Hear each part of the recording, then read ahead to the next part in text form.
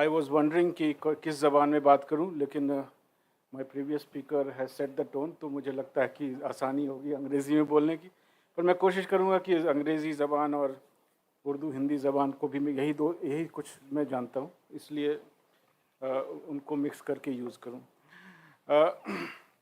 I have been asked to speak on the question of minorities, और मैं as a social scientist इस सवाल को थोड़ा हिस्टोरिकली और कॉन्सेप्चुअली समझने की कोशिश करता हूँ, और उसको फिर I try to do it placing it in the Indian context and see that if minority as a question emerged in India at some point of time, what was the surrounding situation? Why did it have to emerge as it did? And who were the main movers of it? How did they relate to the others? And how did the others respond to those questions? अगर हम इतिहास में जाएं, history में जाएं, तो we'll see that the idea of the minority itself comes with the rise of nationalism wherever. जब nationalism का ग्रोथ यूरोप में हुआ, उन्होंने कहा कि एक नेशन, एक पीपल, एक ज़बान बोलने वाले अपना राष्ट्र बनाएंगे, they will make their own nation state, and that was the moment when minorities were created. Those who could not fall into that kind of a definition, living in the same territory, speaking different language, different religion, were immediately seen as those who are outsiders, excluded from the idea of the nation. Their loyalties constantly kept being doubted, and this led to multiple, wars in Europe, etc. You can actually see the source, one of the reasons for the Second World War, the First World War, many wars which Europe went through on unresolved question of the minorities. Hindustan, maybe the minority question emerges with the rising tide of nationalism. Nationalism के हिंदुस्तान में आप देखेंगे, इतिहास में जाएंगे तो अलग अलग ट्रेंड्स थे. If the Congress, Indian National Congress in the early years was at the center of organizing the idea of this anti-colonial nationalism, there were काफ़ी बहसें थी कि हिंदुस्तान एक नेशन भी, राष्ट्र भी है कि नहीं है. इसमें इतने सारे contending trends हैं. We do not have a horizontal solidarity as such. Neither our languages are similar, and yet this whole aspiration to become a nation. The aspiration to become a nation, क्योंकि इसी के basis पे anti colonialism का पूरा जो है एक सपना बुना जा रहा था, तैयार किया जा रहा था. Now, this is a question that it was at this point of time when you see the different kinds of forces, particularly those who were, somehow not very convinced with this idea कि ये जो nation के जो imagination है, इसमें where are we? Are we anywhere there? क्या are we going to be excluded altogether? This question emerged from the south with, Periyar raising the banner of revolt.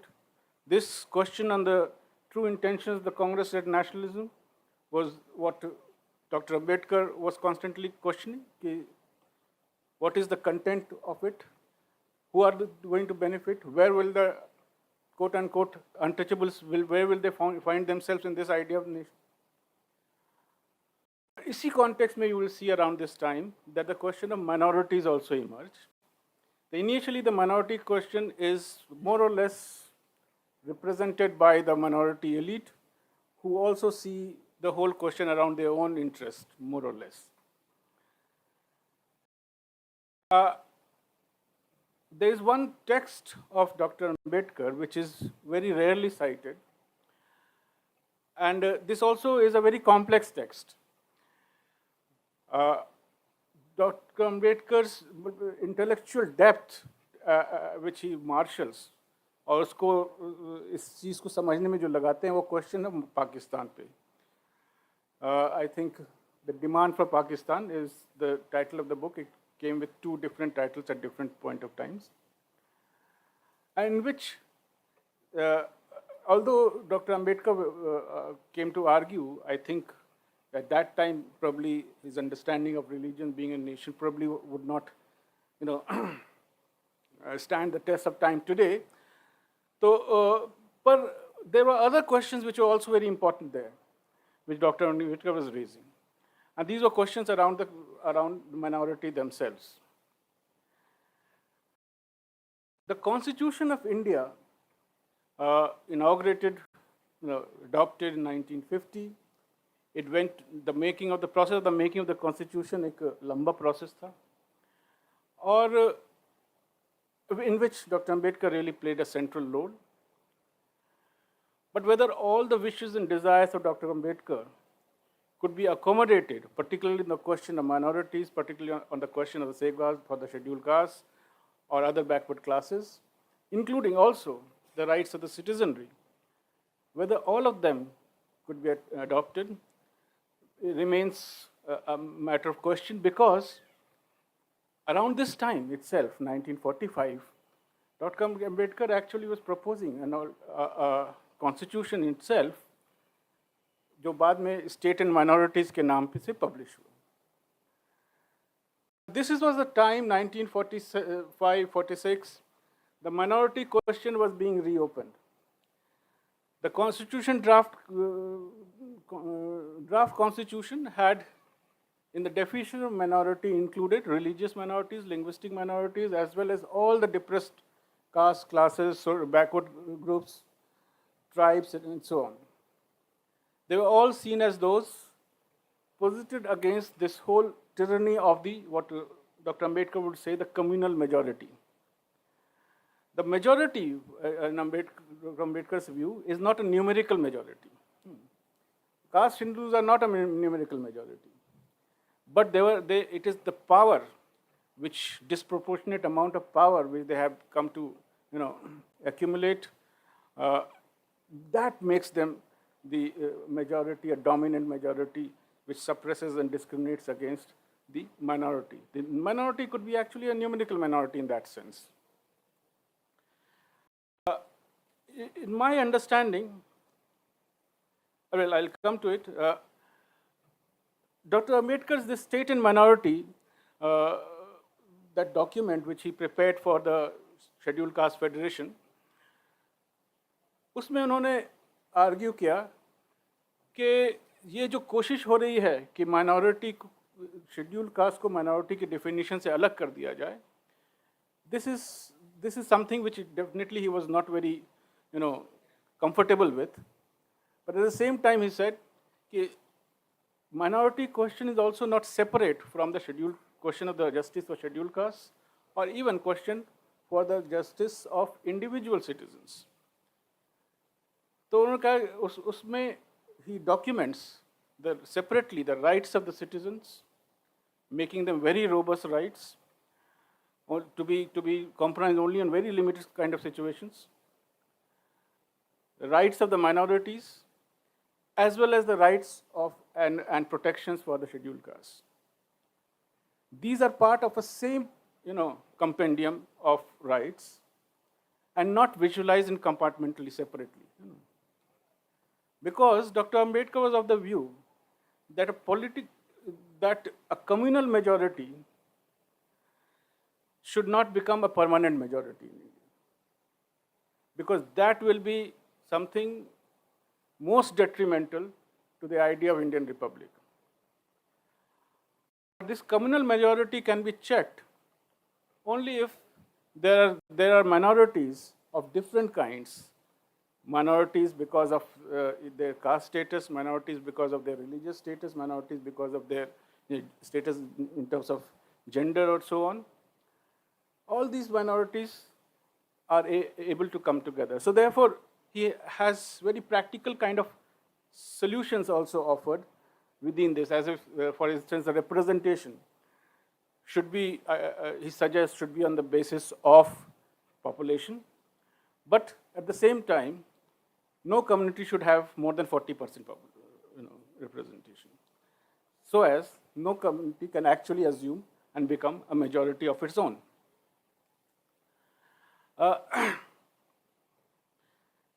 Within this, state and minorities, he also suggests something very radical, that the questions of the minorities, remember here, in his idea, minority are not just the religious or linguistic minorities.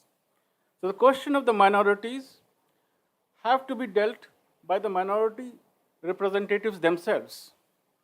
It should not be, and thus, a true kind of a voice, which an articulation of that voice, an authentic articulation of the voice of the minorities can take place.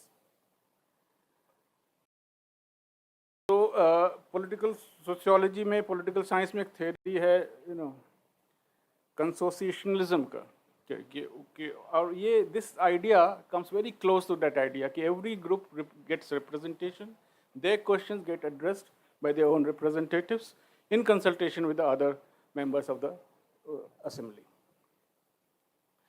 Now,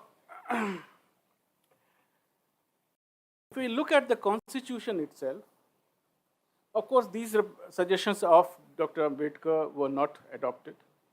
And in fact, after partition, 1949 or so, that the minority question was reopened, and now the different groups were taken out of the minority definition, and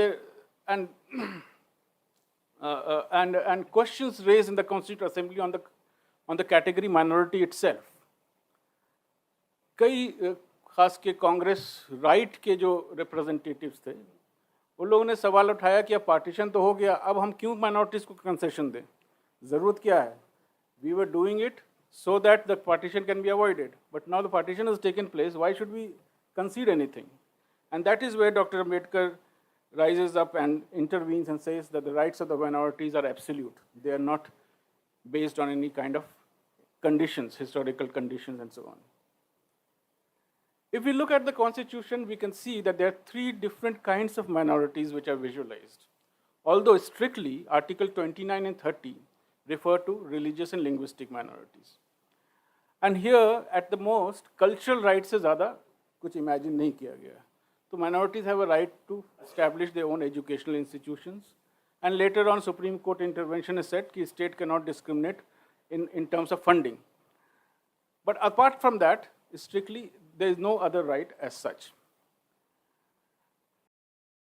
However, if you go into see and take a view on how the Constitution visualizes the question of minorities, I can see that there are three different kinds of categories which Indian state in its practice as well as Constitution in its vision refers to. These are three kinds of groups or categories. One would be, I can say, what is, those which are linguistic minorities, the Tamils, the Bengalis, and so on.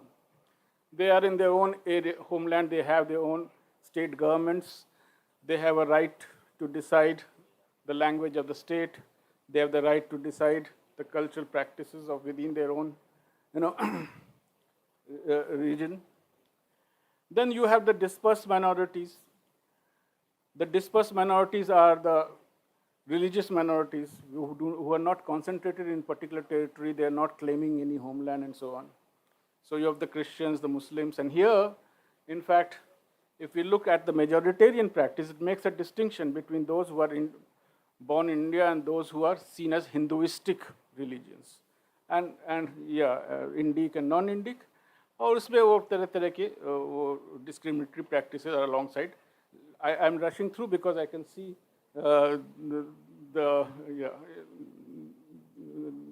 some note is going to be passed to me very soon. So yeah, and the third, which I will refer to, are the indigenous communities. The indigenous communities are small, groups located in their own area. They have own ideas of religion as well. And again, within the constitutional framework, you will see that there is a space created, but at the same time, there is an attempt made to, assimilate minorities within a larger whole. So, religious persuasions of the tribes are very often ignored, and they come to be included amongst the idea of grand Hindu majority. In the case of this linguistic states and the idea of what we say federalism, some ways. Again, there are various ways through which a unitary state model is now being tried to push through. You have one nation, one state, one nation, one election, and all kinds of such oneness or singularity being pushed, which actually attacks the, in some ways, the minorities and their rights, at the same time the rights of the states.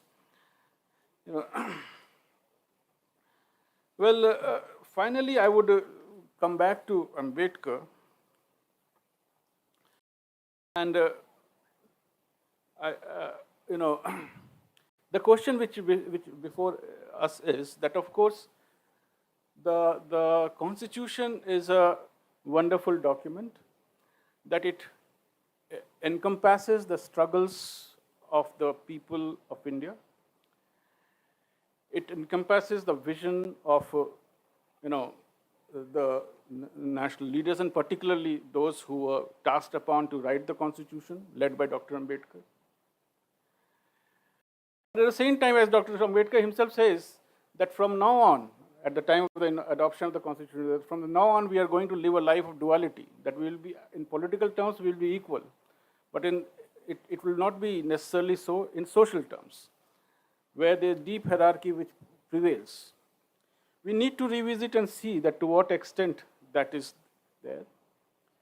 In fact, I actually see the various provisions of the Constitution today being, eroded, and eroded through mechanisms, designs, etc., which are very evident to us. The reservation, for instance, itself, which we see as a very important intervention. The previous speakers talking about how affirmative action is at a grand scale, is probably India is the only one which has been able to implement in such a vast and complex society. But as day in and day out, there are efforts to, erode it with, again, therefore, what is important is that this Constitution becomes a living Constitution. Living Constitution that we are able to establish a, lively relationship with it, a relationship which means that we not only go by the letter, but also by the spirit of it, and thus be very, stand guard against any kind of attempts to erode it. Rather, the effort should be that in the light of the spirit of the Constitution, those rights should be maximized, expanded to the extent possible. Thank you.